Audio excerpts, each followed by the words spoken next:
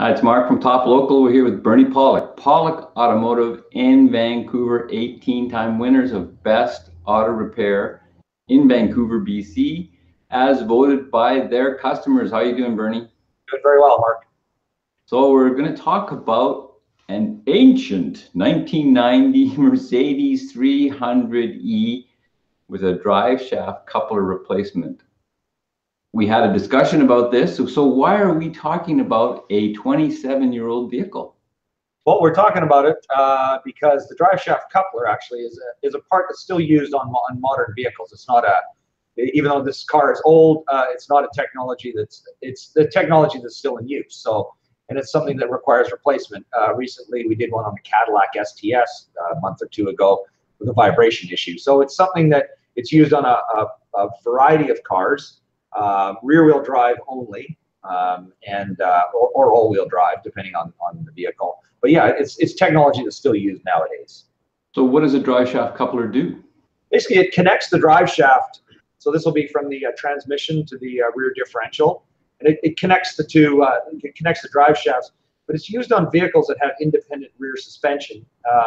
In place of a Ujoint, like a universal joint, allows a lot of movement of the drive shaft. So, for instance, on a truck, a Ford truck, where you've got the differential, it's banging, moving up and down. When you hit bumps, you need a flexible coupler that's going to be able to take a lot of movement, maybe several inches of movement. Whereas on this vehicle, the drive shaft goes across, pretty well straight from the transmission to the differential, but it needs a bit of a flexible coupler because it's not exactly a straight shaft. So it needs a bit of a flexible coupler at each end.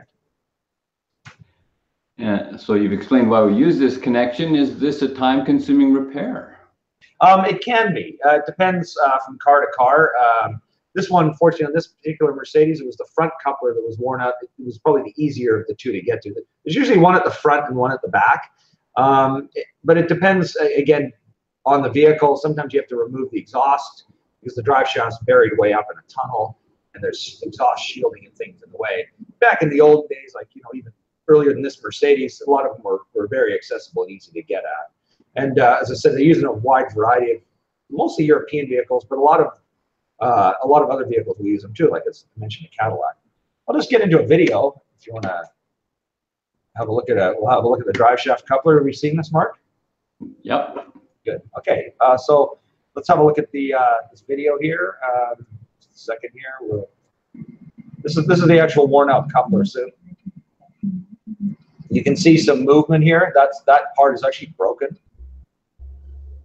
There should be no movement of that sort at all. So just to look at this piece here. I'm going to move back a little bit on the video, and right here you can kind of see the coupler pretty well. There's a rubber piece. There's 6 bolts, 3 on the drive shaft, and this end is attached to the transmission, to a flange on the transmission, and there's basically like a metal sleeve in here, and it's basically broken off the rubber coupler. So there's that's what's wrong with this thing. But they do tend to crack. There's other things that can happen to them, but this one is actually broken. If it got any worse, of course, this drive shaft would start flinging around, and there would be a lot of banging. So, and how's the time frame for lasting with these couplers?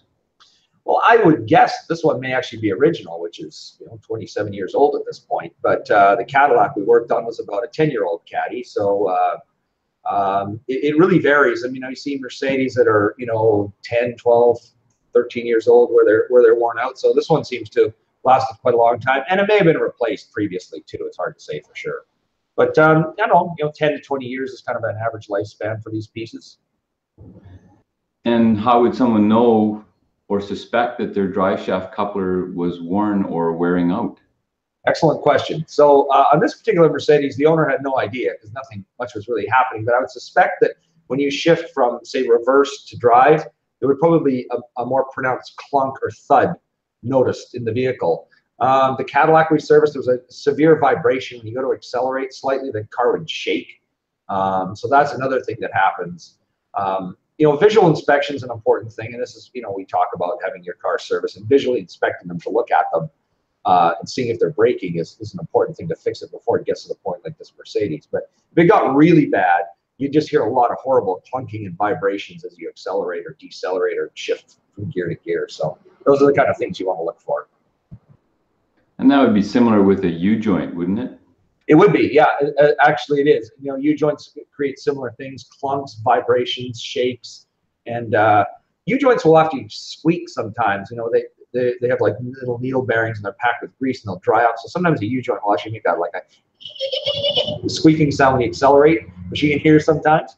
One of these couplers won't do that, of course, because it's a piece of rubber. But you know, similar issues. And I think we sort of answered this, but is Mercedes the only brand of vehicle that uses these? Yeah, no, yeah, we did answer that. So yeah, there's a variety of vehicles. As I said, Cadillac comes to mind, Mercedes, a lot of other European cars use them. No, I don't know so much Japanese, but certainly American. You see them on American and European cars. There's probably some Japanese, but it's, you know, I've slipped my mind for the moment. See, Japanese seem to like U-joints on their drive shafts. So would this be something to, if you're having clunking or kind of difficulty with your shifting, is that a reason to get this checked? Absolutely, yeah. Especially as I mentioned, if you're shifting from, say, out of park into drive, or from drive to reverse, and you hear a loud kind of thump or thunk that's kind of unusual, that's definitely something to be looked at for sure. That's a definite cause. So there you go. If you're looking for service for your vehicle and it's got a bit of a clunk when you're shifting out of park, or you've got some vibration while you accelerate, it might be your drive shaft coupler, and you should see Pawlik Automotive in Vancouver. You can call them at 604-327-7112. Check out their website, pawlikautomotive.com, or our YouTube channel, Pawlik Automotive. Thanks, Bernie. Thanks, Mark.